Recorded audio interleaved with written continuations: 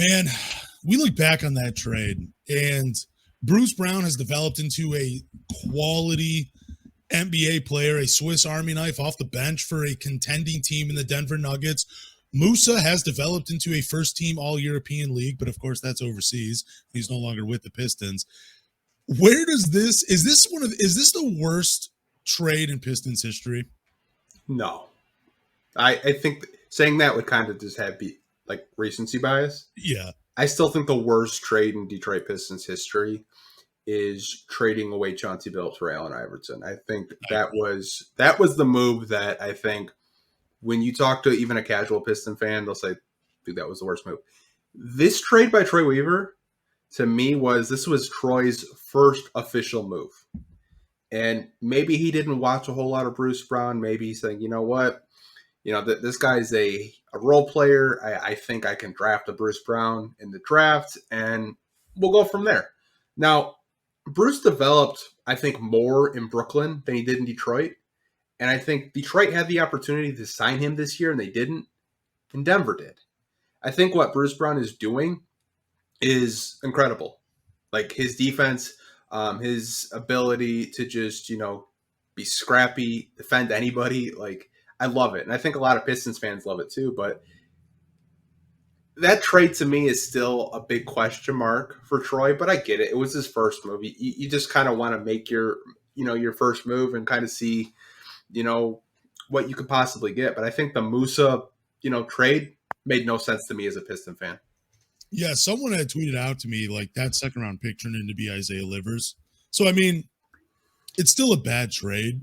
I mean, you at least got a player out of it, I guess. But is there a part of you that thought maybe Troy Weaver traded Bruce Brown because Bruce Brown would have kept the team too competitive and they would have slipped further in the lottery? Here we are talking about the lottery again, because I always felt that way. I always said that Bruce Brown would be a much better player and more valuable to a contending team in a smaller role to show, because when he was the focal point, he was pretty inefficient. But when he's like that fifth, sixth guy, his game's a lot better. And I just felt like if he had been on the Pistons that year, they probably wouldn't have drafted number one. I don't think he gets you that many more wins. I just think he gets you enough where you slip and your lottery odds are a little worse. That's what I thought, but I don't know. I don't even think that, because I did look back to see what that second round pick was. So we used that second round pick to trade for Sadiq Bey. Okay.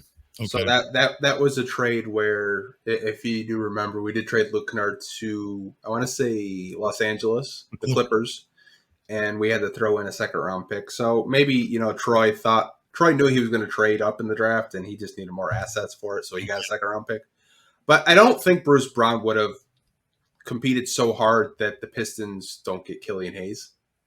Oh, wow. Why did I was so off on this? Yeah, I don't think that. I think you could have kept him, but like I can understand some people. They're like, he was a role player and didn't make much sense here.